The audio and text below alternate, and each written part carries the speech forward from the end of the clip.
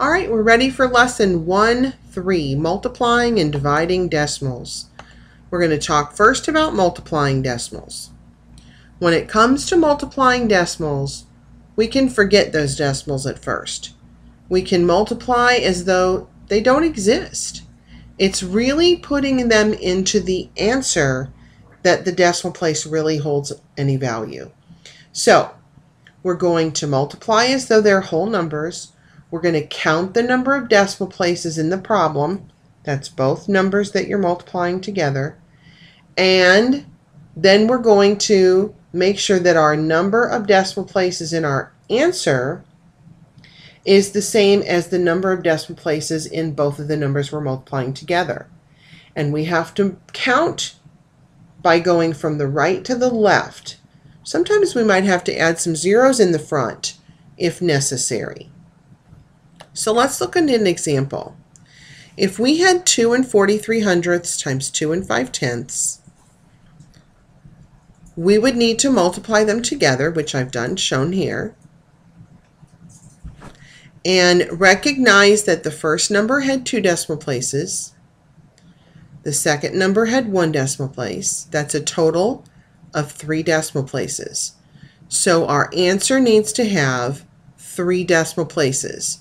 So that's why we start from the right and move our decimal over to the left, because we want to make sure that once we've put it where we think it belongs, we have 3 decimal places behind it. That's one way to double check yourself, is actually write the number with the decimal place there and then go back to say, now how many places should I have had?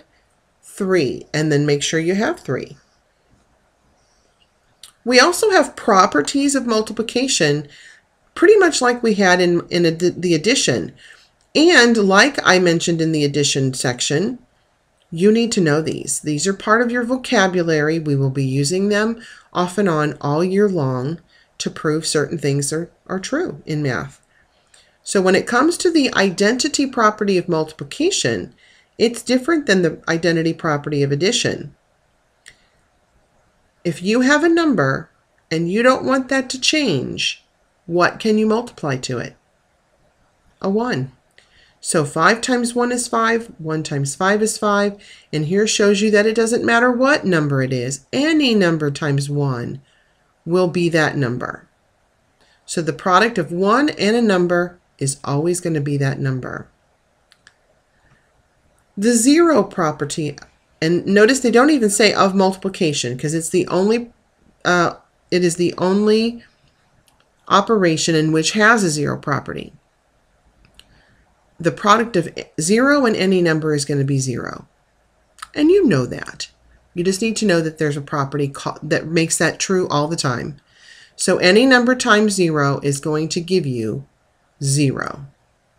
So again, you'll have to be able to show an example for this. So if you showed a number times 0 equals 0, that would be the 0 property. Commutative property of multiplication is just like the one for addition, except with the new operation. If you change the order of the factors, it will not change your product. So 6 times 3 is the same as 3 times 6. And that is how they've shown their example here. 3 times 6 is the same as, if you flip them around and do 6 times 3. Any number A times any number B would be equal to the different order. You switch the order. So remember again, they don't show that 3 times 6 equals 18. They show that this order equals the opposite order. That's how you show an example of commutative property. The associative property of multiplication is also just like its addition property counterpart. If you change the grouping of the factors, it does not change the product. So if I have 2 times 4 times 8, and I group together the 2 and the 4, but the second time I group together the 4 and the 8, I would have the same product. So the equal sign showing that both sides are equivalent to each other. 2 times 4 and then times 8 would be equivalent to 4 times 8 and then times 2. Doesn't matter in what order they are grouped. And here they're showing you that for any number. All right, now we're going to move to dividing decimals. This is where more people have a little bit of trouble, and I'm going to try to break it down for you to help you a little bit. The dividend is divided by the divisor, and we can write that in 3 ways. With an old-fashioned line dot dot kind of division sign, with what most people call the division box, or it can be what looks like a fraction bar. All 3 of those ways are ways to write a division problem. That's the first thing I wanted to mention. It is important that you know your vocabulary here. Now, we're going to move the decimal point in the divisor all the way to the right, making it a whole number. So you'll notice the divisor is that second number. That's really the one with the power here. It's the one that decides what's going to happen to that decimal place. Then we're going to move the decimal point in the dividend the same way we moved it in the divisor. Okay? So if we move the divisor's decimal 2 places, we're going to move the dividend's decimal 2 places. Then once we've done that and we've written it in our box, we're going to take that decimal place straight up into the quotient. That's the answer. Okay? And then we're going to divide. So in multiplying decimals, we do all the multiplying part first, then we decide where should the decimal go. In division, it's exactly the opposite. We're going to decide where the decimal goes first, and then we're going to do the division. Okay? There will not be remainders anymore. You will not have an answer that has remainder 3 or remainder 6 or whatever it might be. There will be no remainders. We will continue to divide until we have an answer, or until it repeats and we stop. Okay? So let's look at an example. If we had 26 4/100 divided by 3 1/10, remember it's the second guy who has the power to decide where is that decimal going to go. Since it has 1 decimal place, we're going to move the decimal place in each of these numbers 1 time. So we're going to move the decimal behind the 1, and we're going to move the decimal behind the 0. So you'll notice that's how I wrote the problem in the box, in the division box. I moved the decimal 1 time on the dividend, and I moved it 1 time on the divisor. Then I took it and put it straight up into my quotient. Then I could divide. How many times will 31 go into 260? It goes 8 times, because that's 248, with 12 left over. 12 is smaller than my divisor, so now I can bring down the next number to divide with.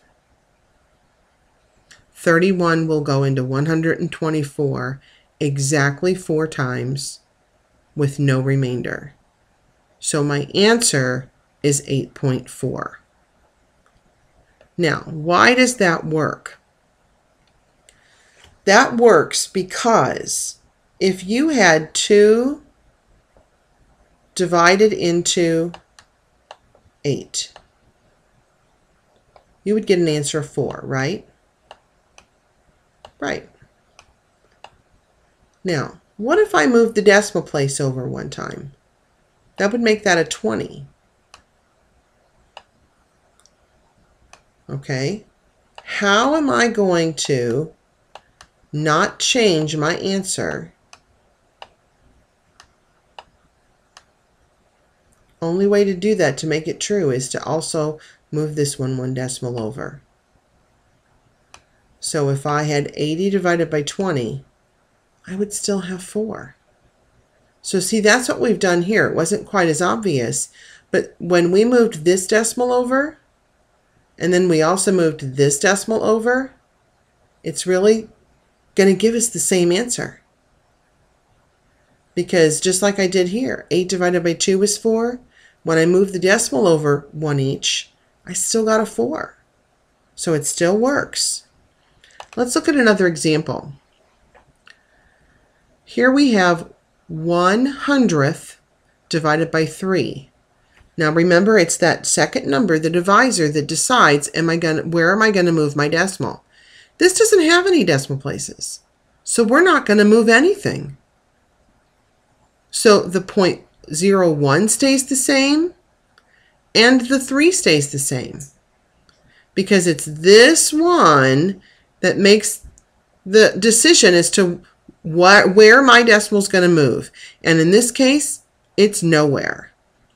So I take my decimal, put it straight up into my quotient, but 3 will not go into 0. So I have to fill that in with a 0.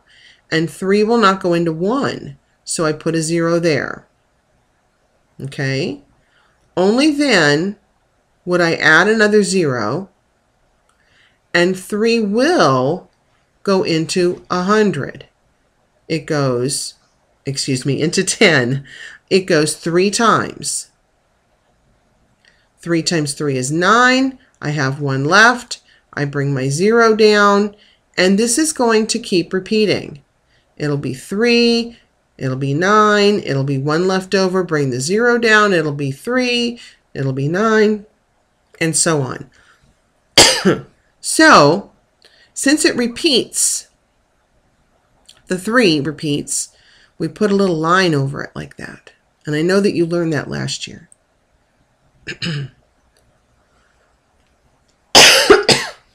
All right, that's it for today. Good luck with your practice.